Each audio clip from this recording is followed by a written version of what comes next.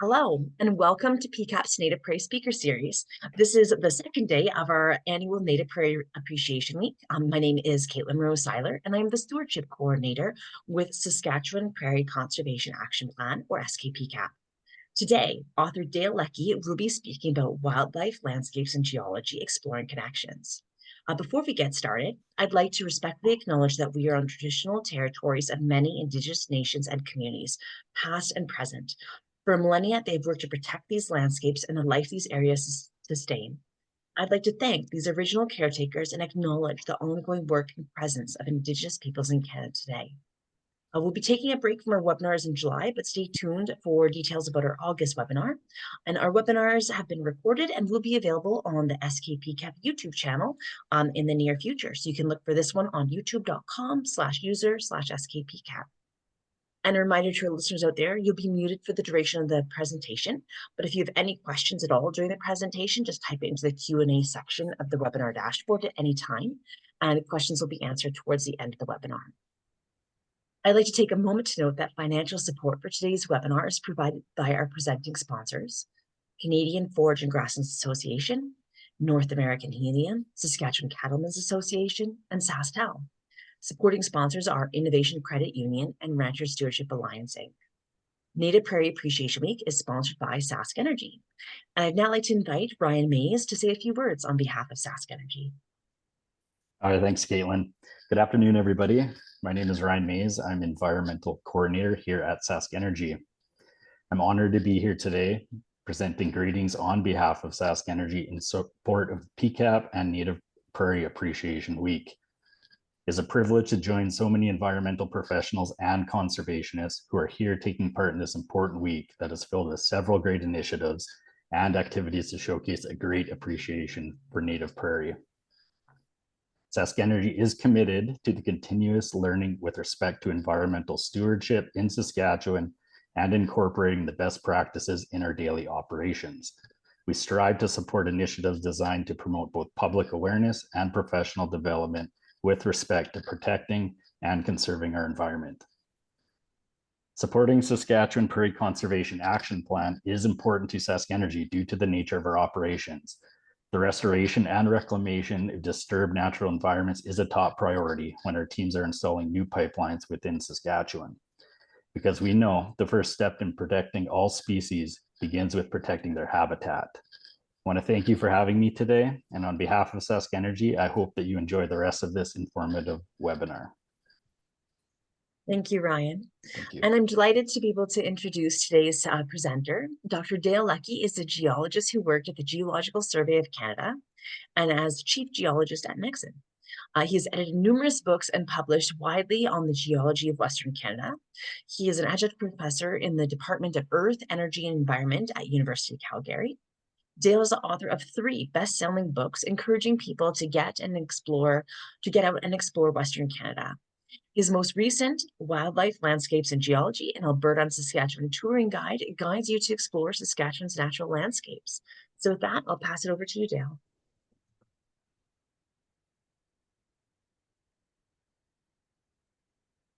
Thank you very much, Caitlin, Ryan. What I want to do today is talk to you about wildlife, landscapes, and geology, exploring connections. And we're going to look at a lot of wildlife, we're going to look at a lot of landscapes as they occur in Saskatchewan. What is the premise of wildlife, landscapes, and geology? What I'm going to talk about today. Here's a picture, a painting by Dean Francis. Dean Francis is a landscape painter who lives in southwest Saskatchewan, just north of Leader, east of Empress.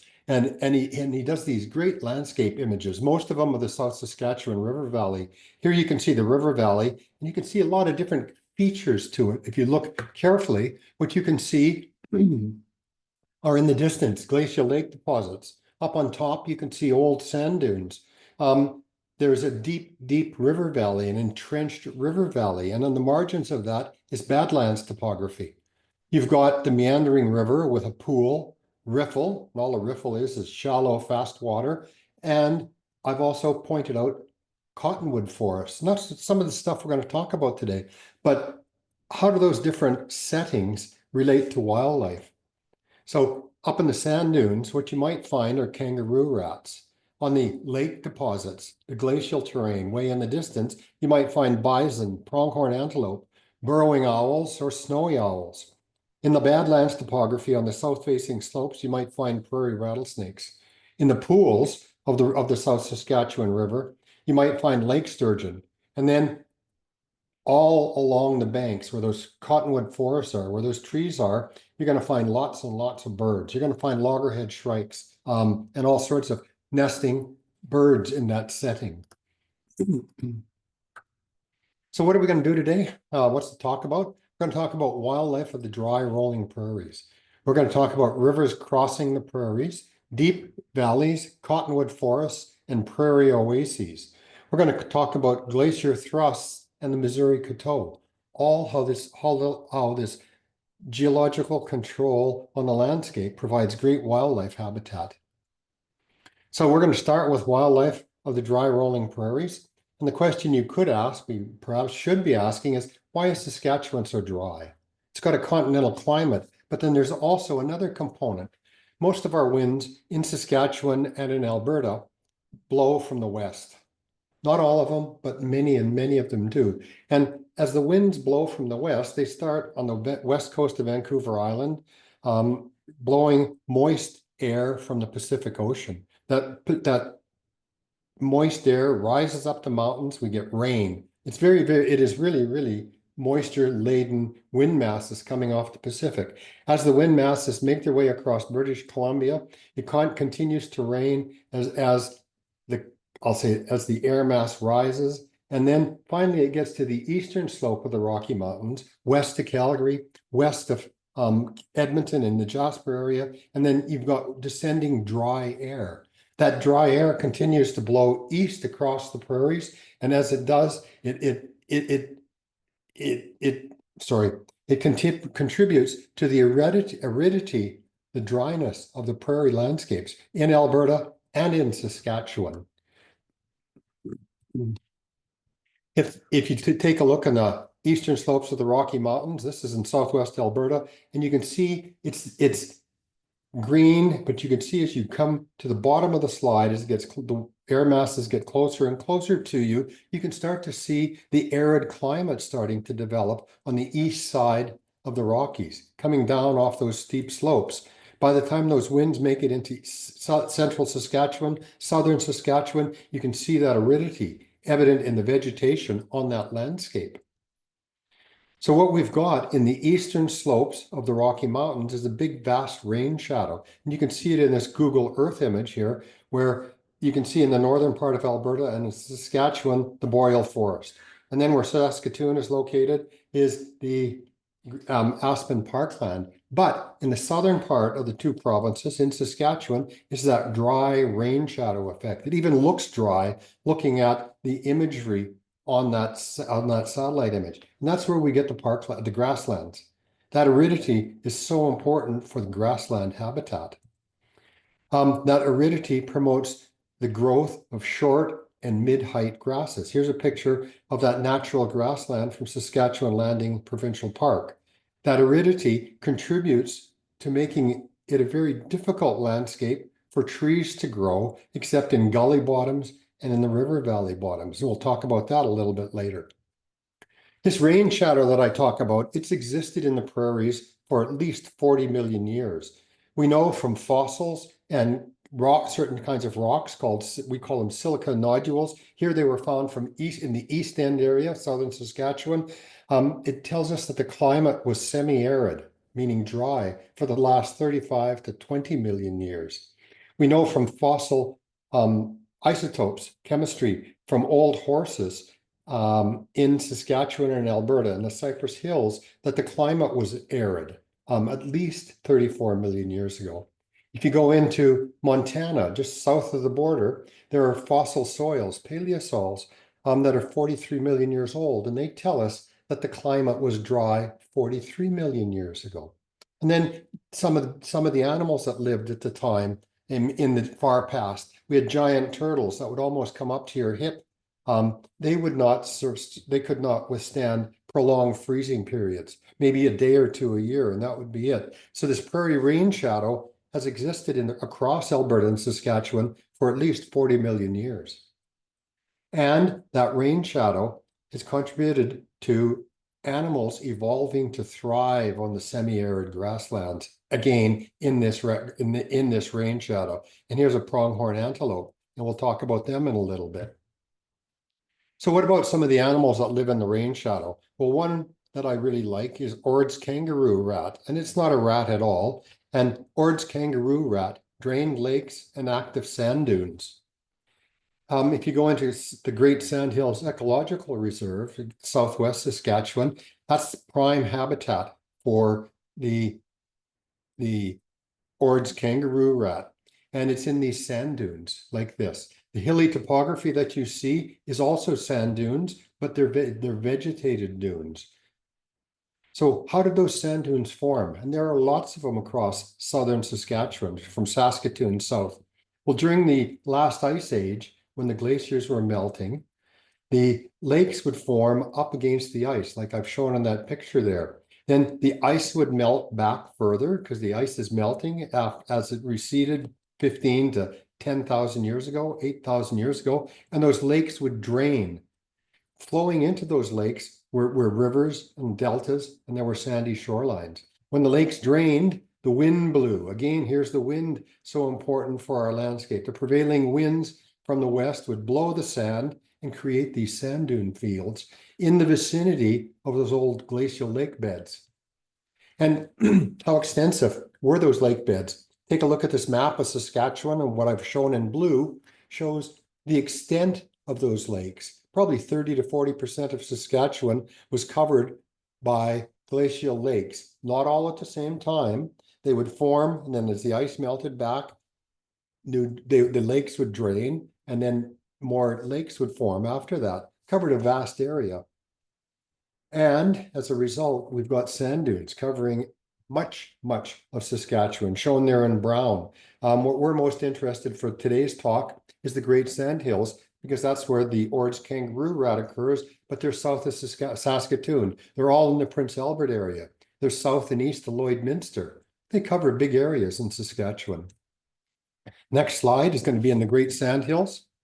And we're talking about Ord's kangaroo rats, sand dunes and Ord's kangaroo rats. And you can see the distribution shown in blue of the Ord's kangaroo rat. And they will inhabit those sandy areas shown in brown in this map.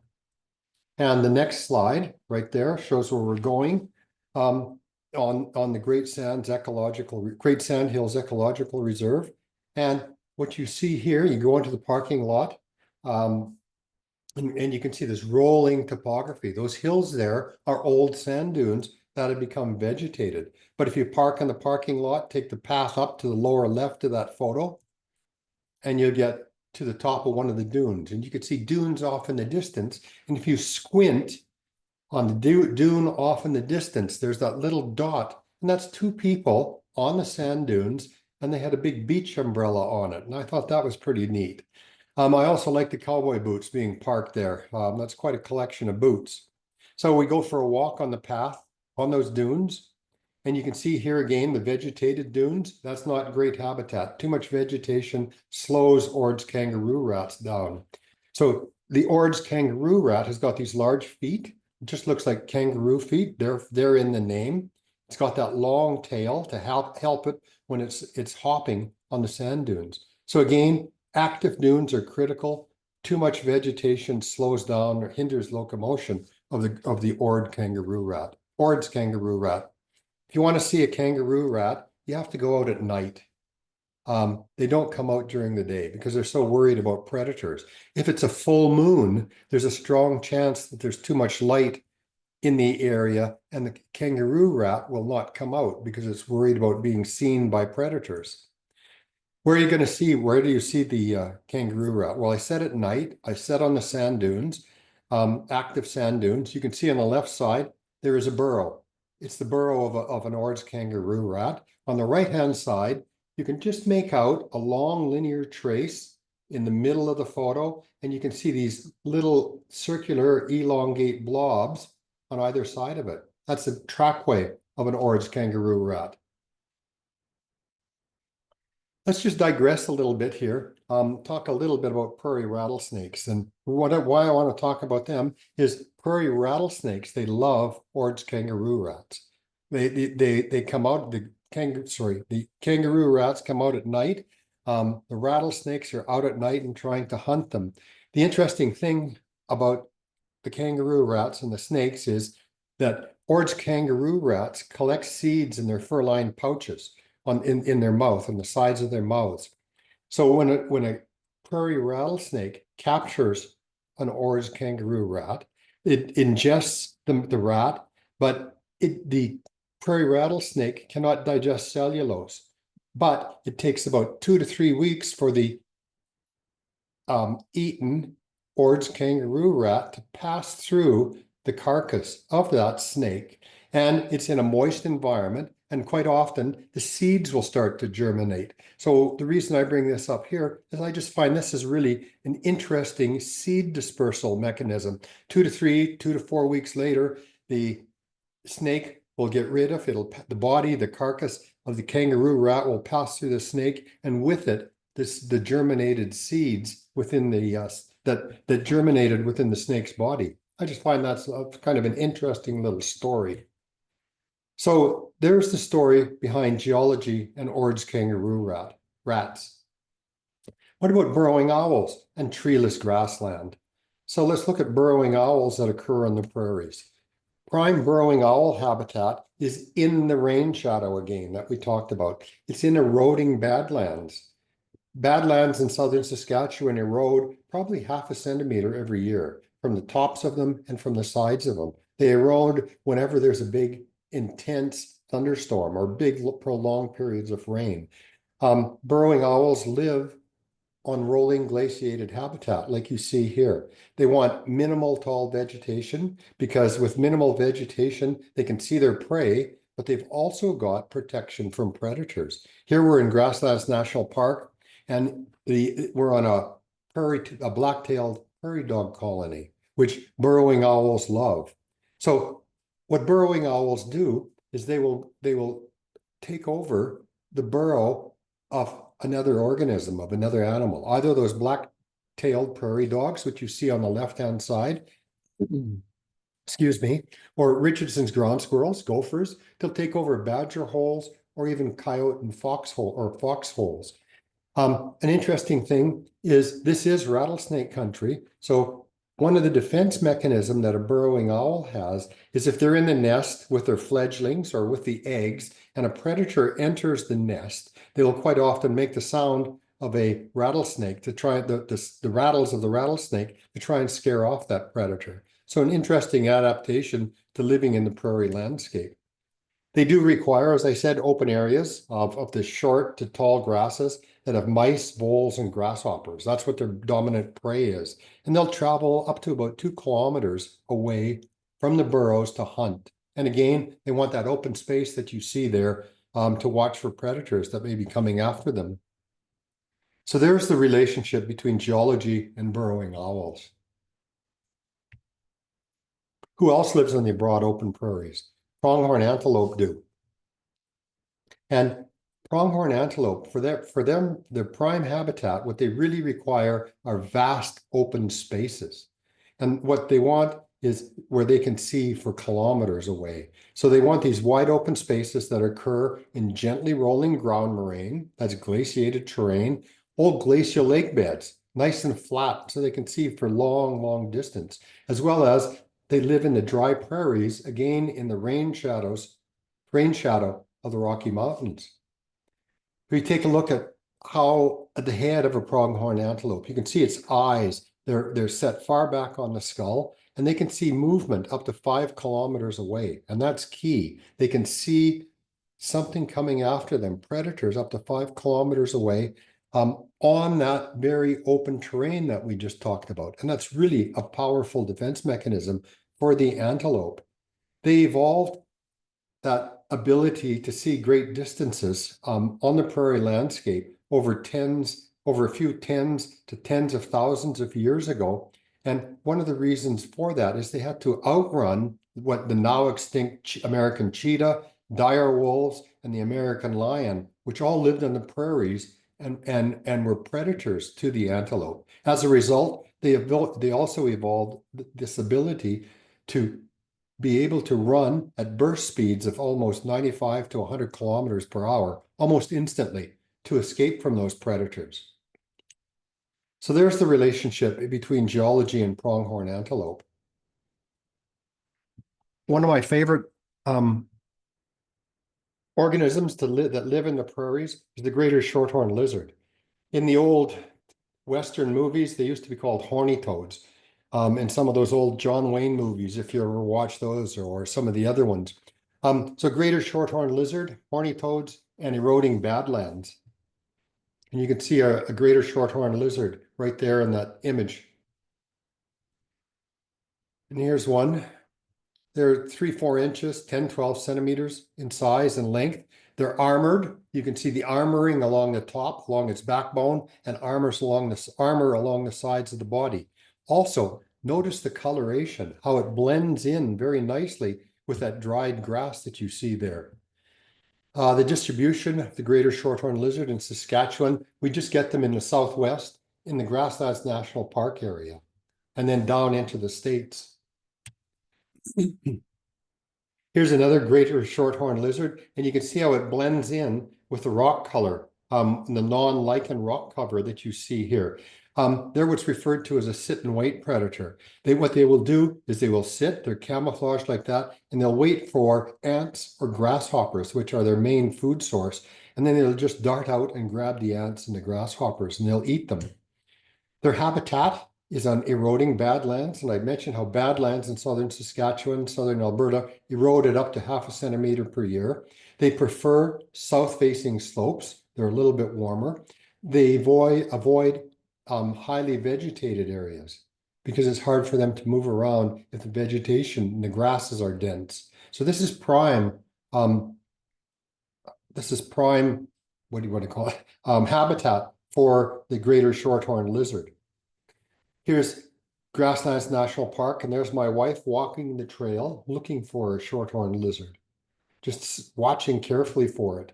Here's another area where you can see there's very little grass, but we also have here is juniper.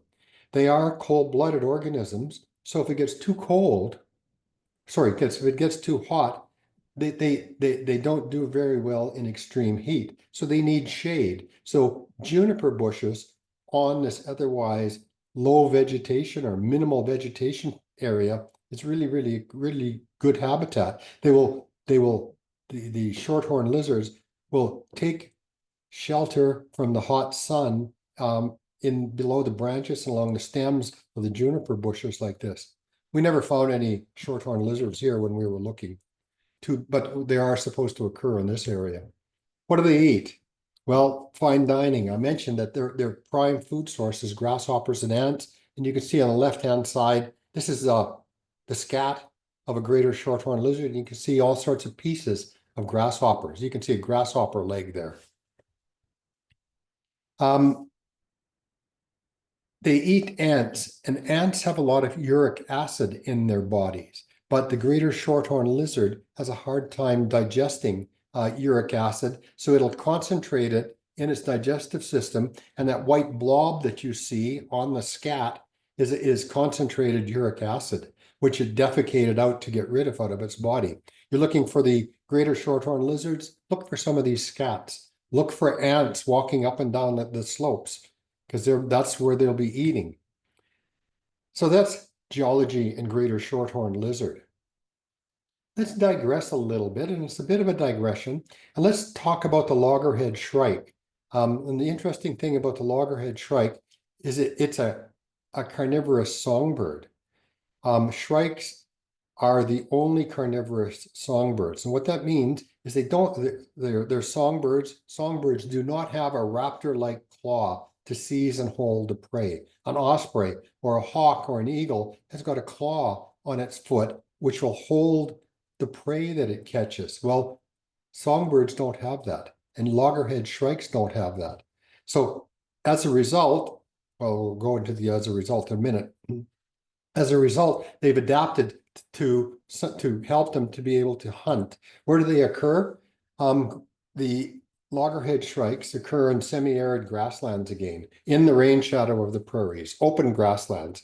You'll find them on the north-facing slopes of deep channels, the meltwater channels, north-facing slopes of badlands, coulees, and in what you see in this picture here, in the bushy vegetation along levees and point bars on river bottoms, where farmers in the past have planted caragana bushes. That's great terrain to go looking for loggerhead shrikes. And the reason I bring up loggerhead shrikes now is because they don't have that raptor claw. When they capture their prey, such as this greater shorthorn lizard, they skewer it onto whatever they can get. Here, it's a hawthorn barb. And so they've skewered the greater shorthorn lizard onto a hawthorn barb for a couple of reasons. One of them is for future dining, making it look kind of like a refrigerator, or to impress females with their hunting ability. If there's no hawthorns, they'll skewer their prey, in this instance, the greater shorthorn lizard, onto the barbs of a barbed wire fence. And there's the distribution of the loggerhead shrike. It's basically across much of southern Saskatchewan, the south half of Saskatchewan. Let's leave them and let's do something else. Look at other animals and other landscape concerns, issues, if you will, not issues, features in the prairies. Let's look at bison and big boulders. So the bison adapted to live in the extremes of the extreme weather conditions of Western Canada. It can be 30 or 40 below during the winter time. It can be 30, almost 40 above during the summer. During the winter time, they grow that phenomenal pelt, that thick winter cape that they've got to keep them warm during the winter. The hair is up to 5 inches, 12, 14 centimeters long. There's waterproof hairs and there's insulating hairs. Well, when the temperature starts to warm up in the spring, that's just too much and they've got to get rid of it. So you can see how the bison will get rid of their hair, their fur in the springtime. They use glacial erratics to rub their fur off. Or if they're further north, they'll use poplar trees or whatever trees to rub their vegetation off. But these glacial erratics are boulders that were carried by the ice and dropped down, and they're left on the landscape. And they're great rubbing posts for bison. Look at this photo, and you can just see where the bison's forelegs are. There's just the beginning of a little depression there. And we'll come back to that in a minute. So before we get to the erratic story, there's also another geologic control on why bison are in North America. Bison migrated into North America a couple of times in the past from Europe, from Eurasia. Whenever there was a glaciation, the ice was taken from the ocean, the water was taken from the ocean and into this ice mass in northern Canada, northern Europe, northern Russia. The ice was kilometers thick. In Saskatoon, it was probably 3 to 4 meters thick. That's a lot of ice. And so as a result, the water was taken out of the oceans, sea level fell by 100 to 150 meters. And so we had these vast areas, in this instance, connecting Russia, Eurasia with North America. And that created a land bridge on which bison migrated to North America. So that's why we've got bison in North America. They migrated across a couple times during different glaciations, became extinct, and then new forms, new species later on migrated further south again. So there's the geologic reason for why bison occur in North America. The glacial erratics, as I say, are important to the bison, and they were carried by the ice. They were let down on the surface as the ice melted. This is a granite rock from somewhere in northern Saskatchewan, carried into southern Saskatchewan. And it's a great rubbing stone. So the story is again, the glaciers advanced into the prairies. They have lots of debris on them that I'm showing here. The ice started to melt, and on the very little bottom image or cross section, you can see those isolated blocks that are left, carried by the ice initially, and then left on the landscape as the ice melted.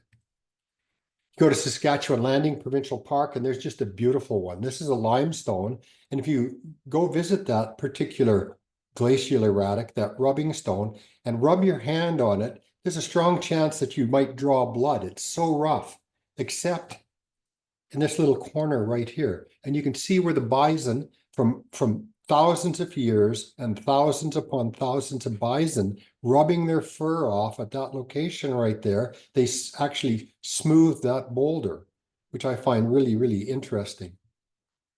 And there is a bison that's been shorn of the pelt. Most of its pelt is gone. Its winter pelt is gone. The bison hair is recycled. It's recycled into birds' nests, and it's recycled by Richardson's ground squirrels, gophers, into their nests quite often for warmth, as well as to mask the smell of the young, especially for birds' nests, so to protect them. You can see clumps of this bison hair as you go across the prairies. This is in grasslands where they've been reintroduced. And there's a bird's nest, which could well have bison hair in it. And again, the bison hair masks the smell to deter predators, as well as providing warmth.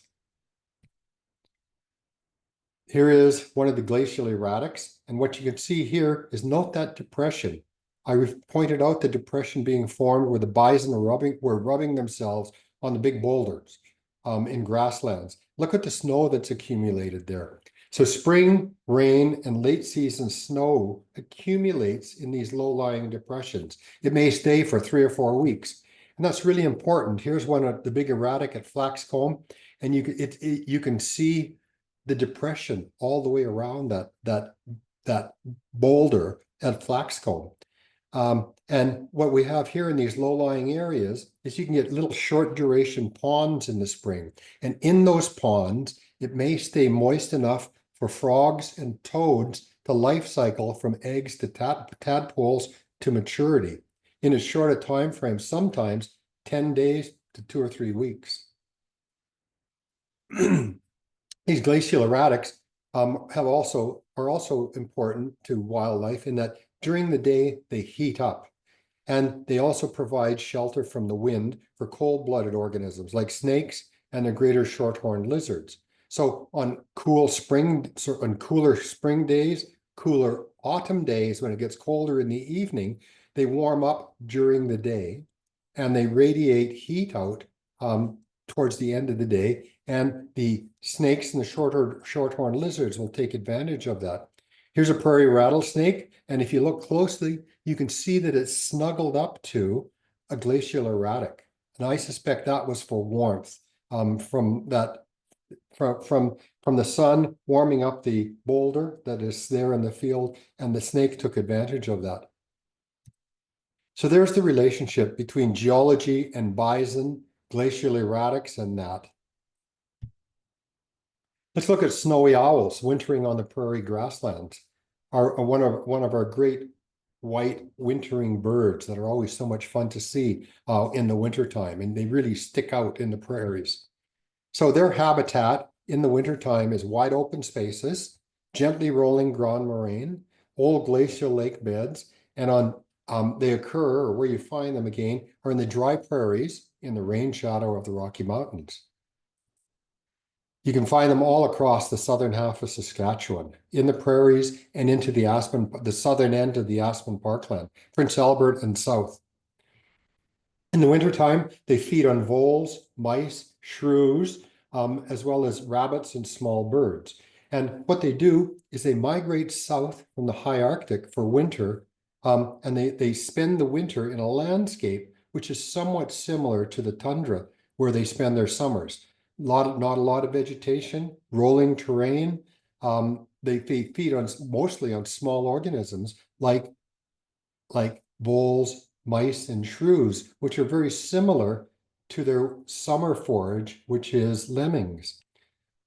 Let's look at the lemming population in the Arctic from one of the parks, Sermalik National Park. And if you look at lemming population, the amount of lemming nests occurring every year from 1993 to 2019. And you can see these spikes that occur at about every 3 to 5 years. There's a spike in lemming nests. So those are spikes when there's more lemmings occurring. Then if you also plot on that, snowy owl nests, basically snowy owl occurrences.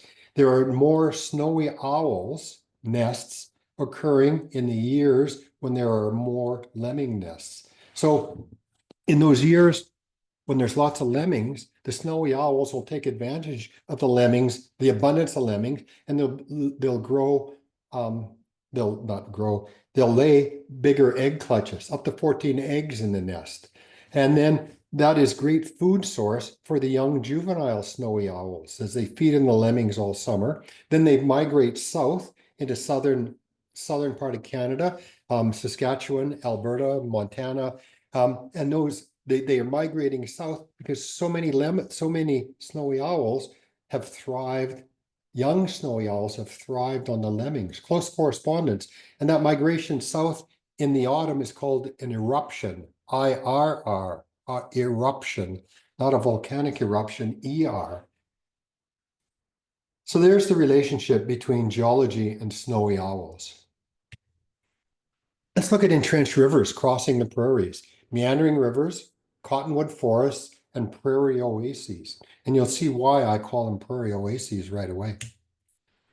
As we mentioned earlier on, Canada and Northern Europe, Russia were all glaciated as recently as 20,000 years ago was when the ice was at its thickest, its maximum. Then it first started to melt.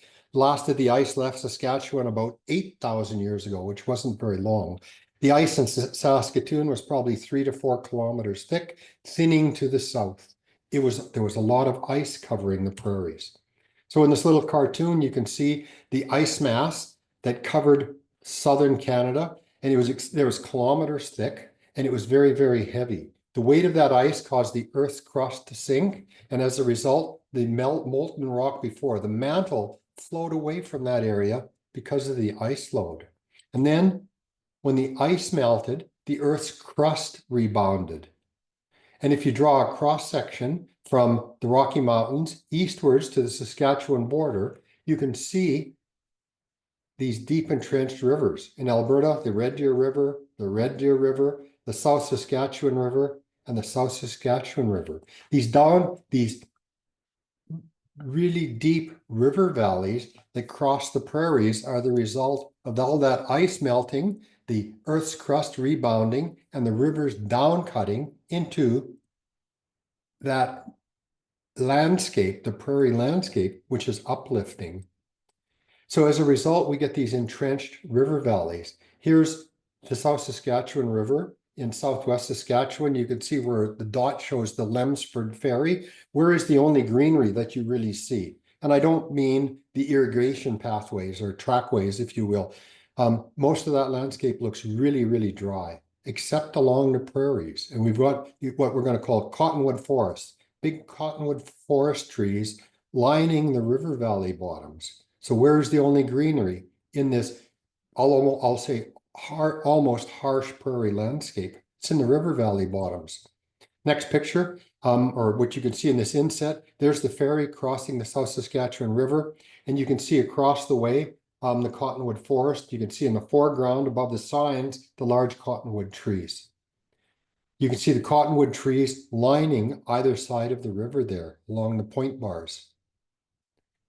Dean Francis captured the imagery here. This is the South Saskatchewan River, and you can just see how dry he's captured that really dry landscape off in the distance. And you can see in the river valley bottom where he's drawn in or painted in the cottonwood poplar trees. Dean, his art gallery is just to the north of Leader, Saskatchewan. It's really worth going to see. His gallery, if you've not been there, is he's got half a quarter section of land, and he's got 3 old churches from the early 1900s. And those are his studio and his art galleries. And it's really, really an interesting place to visit. So you can see in his painting, you can see the meandering river. You can see the cottonwood forest on the point bars. You can see the semi-arid grasslands in the distance. And what we talk about is those deep entrenched river valleys. The entrenched river valleys are deepest in Alberta, and they decrease in depth to the east and northeast. And I don't know why they decrease like that. By the time you get to Saskatoon, the entrenchment is not that deep. But it is still there. The next slide, we're going to be right on the border of Alberta and Saskatchewan on the Saskatchewan side. South Saskatchewan River, where it's joined by the Red Deer River.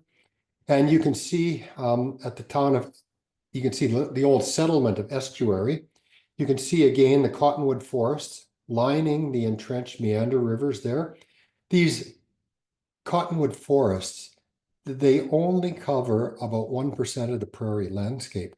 In total, in Alberta, Saskatchewan, about 500 square kilometers. Not a very big area at all, but they're so important. You can see again here, this is that estuary, and you can see that dense cottonwood forest lining the river valley.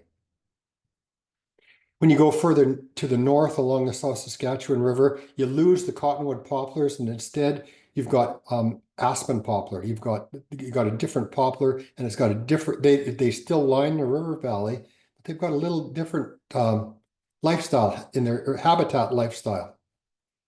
This is the North Saskatchewan River Valley. It's not as deep as the river valleys to the south and to the west. So our prairie rivers, they typically flood every late May to early June. And really big floods occur every 5 to 10 years. And these are really important for the cottonwood trees. So this is in Alberta. It's the Red Deer River Valley during high water, not a flood, but you can see dirty water and lots of foam. At the same time as the floods, cottonwood poplars go to seed, and they disperse their seeds in late May to early June. And so there's a coincidence in time between when flooding occurs and when the seeds dispersal takes place. Millions, probably tens of millions of seeds in that picture. And so those seeds, what they need when the river floods, and I show on this little cartoon, flood level, when the water is high, and then when the flood drops, you have falling water level, and that exposes fresh sand, newly deposited sand and gravel and mud on the margins of the river. Well, those cottonwood seeds need moist sand to germinate. And that sand has to stay wet for about a week for those seeds to germinate. So it's critical that the seeds are dispersed at the same time that the floods are occurring, and then the floods start to wane, become less. Here's the South Saskatchewan River right near the border again, and you can see on the right-hand side, freshly deposited sand and gravel. That's ideal seed bed for cottonwood poplar trees.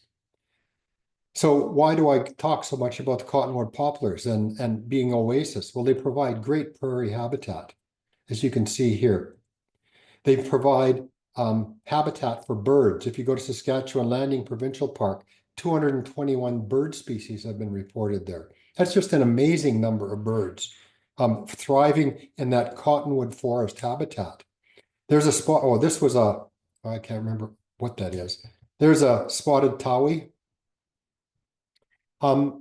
This is also habitat for other animals that live in the area. In the understory, bull snakes will climb the trees to get the nests, to get to the nests of various birds and eat the eggs or eat the fledglings. So bull snakes thrive in that habitat. Porcupines, here's a young porcupine in the understory eating the new tender leaves of a hawthorn tree. The understory is also great habitat for deer to give birth to their young, for protection in that area. The entrenched rivers, the deep river valleys also provide habitat for cold-blooded organisms. They provide winter refugia for snakes, hibernacula, as well as in early spring heat brings the snakes out on south-facing slopes. And here's a bull snake. Same story goes for the yellow-bellied racer, these beautiful small snakes that you'll get in southernmost Saskatchewan. They use the south-facing slopes for refugia in wintertime, and then they come out early with the early spring heat. So there's the relationship between geology, entrenched rivers, and cottonwood forests. Let's look at other animals that live in the prairies influenced by geology. Western painted turtle, river floodplains, and abandoned channels. So the western painted turtle, as you see pictured here, they thrive on slow-moving waters with sandy or muddy bottoms, meandering rivers, oxbow lakes. All an oxbow lake is an abandoned river channel, and marshes is great habitat for them. And they can be the size of dinner plates, 10 to 12 inches across. Across Saskatchewan, you find there's lots of them. You can find them Robsart, Old Wives Creek, Buffalo Pound Provincial Park, Regina area. And I just go on and on. Indian Head. So they really thrive in the southern Saskatchewan environment where those sluggish rivers occur. Let's leave those and let's go look at glacial thrusts and the Missouri Coteau. So what is the Missouri Coteau? It took me a long time to figure it out, but here is a Google Earth image of southern Saskatchewan, and there's a zone of big hills. And you drive through these parts of Saskatchewan and you see these big hills, and many of the area has not been turned into agricultural land. They're big, rugged, steep, tall hills. And that creates prime wildlife habitat that's still preserved in the Saskatchewan prairies. And the reason for that, there's a glacial story. And you can see these little curved lines there where I've got the Coteau drawn in that yellow-brown color. Then there's those repeating yellow lines. Those are ice thrust ridges. When the glacier was melting back, lobes would advance and push and bulldoze the landscape in front of it to give us this rugged terrain that we see crossing southern Saskatchewan. Two areas we're going to visit near the Cactus Hills and the Coteau. When the ice was melting, as I mentioned, so the ice is melting back. It had covered all of Alberta and Saskatchewan, or most of it, started to melt back. And then where the yellow arrow is, a lobe would have advanced. And that lobe bulldozed material in front of it. You go to the Cactus Hills, and what you can see here, there's two features here. You can see the Cactus Hills on the right, and you can see Old Wives Lake Bird Sanctuary. Cactus Hills is an area where debris was pushed in front of those lobes. You can see that arcuate pattern, that curved pattern that wraps around the label where I say, I've written in yellow, Cactus Hills. So it bulldozed a bunch of material in front of it to make this rugged terrain. And you'll notice that there's not a lot of agricultural land there. There is some, but not as much as in the more flatter lying areas. Old Wives Lake, Bird Sanctuary, Old Wives Lake, it's a kettle lake. And so when the ice was melting back, a large block of ice became abandoned. And you can see it in this little cartoon. A large block of ice that I've labeled as a stranded ice block became abandoned there. And then the ice melted, debris came, and it surrounded that ice block. And then when the ice block finally melted away, there was a low-lying depression, which is a kettle lake. And that's what Old Wives Lake is. And it's a great bird sanctuary. And it's all related to the glaciation. That ice block that became abandoned, melted, and left a depression now filled with water. So let's look at the Cactus Hills. Let's just zoom in right there. And you can see that arcuate, that semicircular pattern. You can see where those arrows, lobes of ice came and bulldozed material. And you can see all the glacier, the little lakes, the potholes. The next slide, and just remember this lake, and you can see how many potholes, how many lakes are there. It's great wildlife habitat. Let's go to the north and let's look at the Coteau, and the same story occurs there. On the right-hand slide, look at the north arrow. I've turned that image just for better viewing. So north is to the right. And the next slide, we're going to zoom in, and you can see where the lobes of ice came and pushed that debris to make these really big hills, but as well potholes, which is great terrain for birds. So the ice advanced like that, incorporated blocks of ice that were left behind, that melted, that stagnated, and that's how you get all these potholes. Thousands upon tens of thousands, maybe even hundreds of thousands of them all along the Missouri Coteau. And there's not a lot of agricultural land. I mean, it is ranched, but it's not cropped as intensely as where the landscape is flatter. This just creates great wildlife habitat. And because it's so rugged terrain, it makes very poor agricultural land. This terrain, the Missouri Coteau, is so important that the Nature Conservancy of Canada has recognized it. They see it as the Missouri Coteau is a North American glacial moraine of roughly 7 million acres. And it's characterized by large tracts of native and highly native prairie and high density potholes and lakes. Ducks Unlimited, the same thing. They've recognized it as an important terrain for migrating shorebirds, ducks, and pintail habitat. Snow geese thrive in that terrain. Bank swallows thrive in that terrain.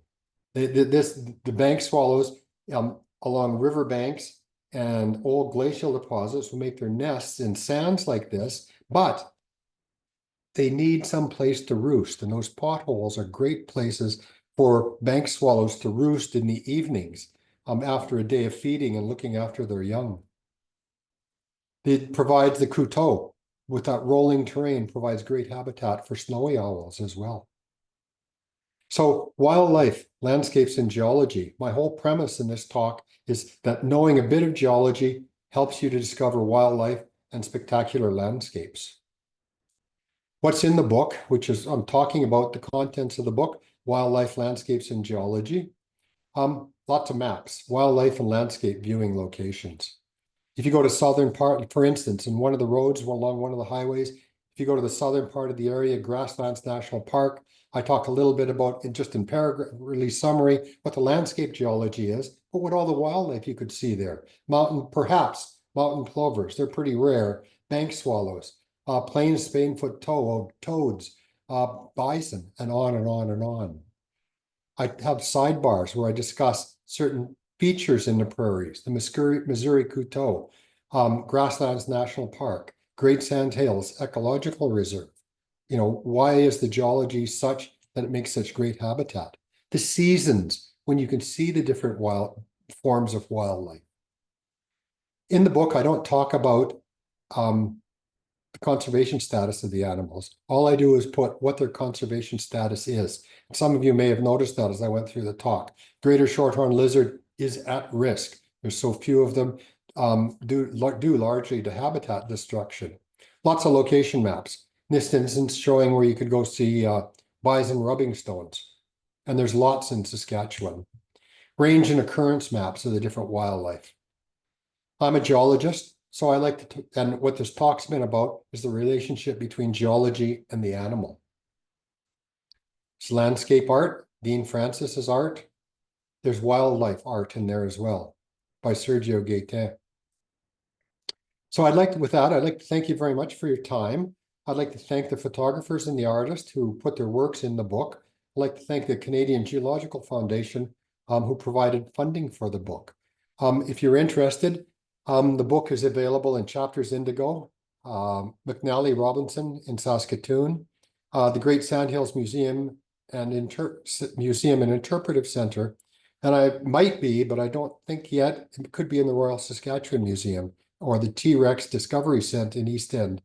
You could ask there or ask them to bring it in. So thank you very much for your time. If you want to drop me a line, my email address is at the bottom. Thank you very much for the really interesting presentation. It was very thorough. As you can imagine, we've got quite a few questions already. So the first one from an attendee named Kurt says, do you ever see swift fox in Alberta or Saskatchewan? Yes, they are seen, but I haven't seen them there. So I'm going to say they occur, but I myself have not seen them.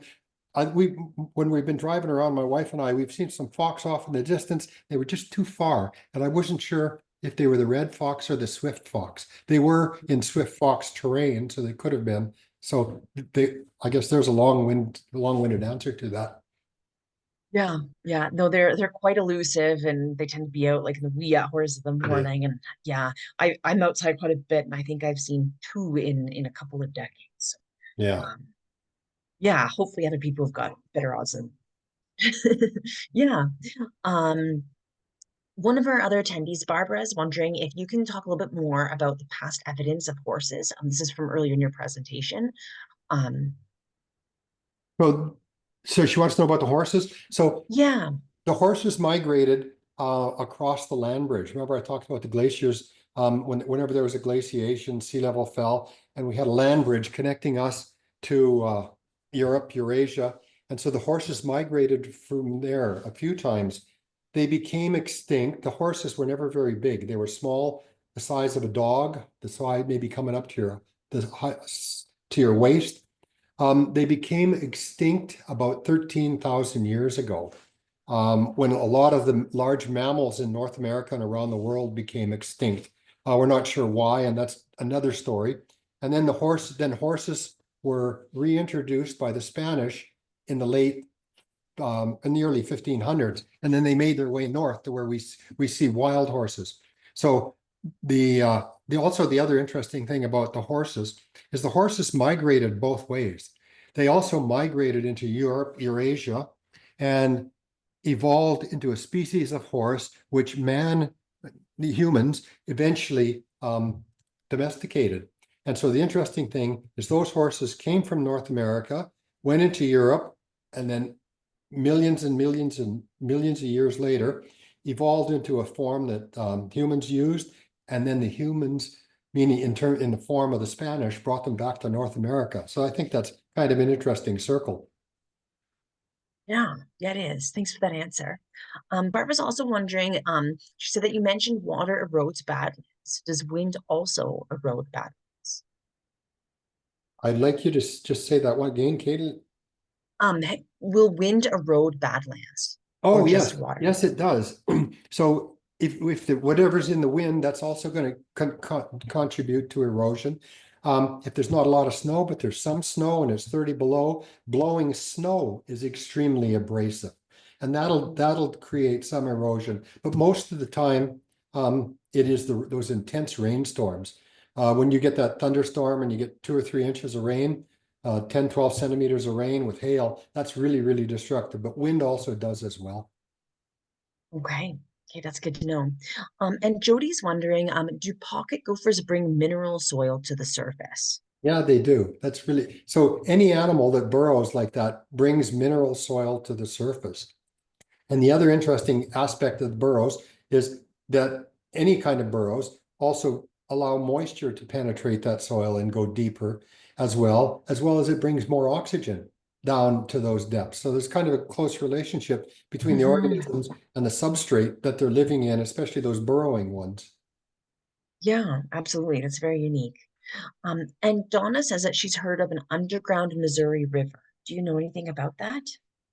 An underground, Missouri River. just let me think and get my thoughts on that one. So no, I have not heard about that, but I'm sure what she's referring to is an aquifer. Oh, just a minute, just bear with me. Missouri. Okay, take your time. So what that would be is the no, the ancestral Missouri, and where the sands and the gravels of the ancestral Missouri River occur and have been covered by glacial deposits. That would be where that aquifer occurs. And so all across the 2 provinces, we've got pre-glacial sands and gravels that have been covered and buried by glacial deposits, glacial till, which is a type of clay. And that would likely be what she is referring to as the old Missouri and buried Missouri aquifer. And again, I haven't heard about that, but I do know about aquifers that do occur across the prairies. They're not, as aquifers, they're not that extensive, but in terms of sands and gravels, sometimes not containing water, they are extremely extensive. So Yeah, very interesting. I see that we're running out of time here, but we've had lots and lots of comments come in to say thanks for the great presentation. So I just want to pass some of these on to you. So thanks so much, Dr. Leckie, for this great and informative presentation. Awesome presentation.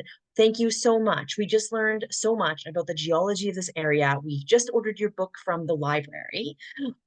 Thanks for the very informative webinar. Really interesting for me. Little birds and creatures pique my interest, as does geology.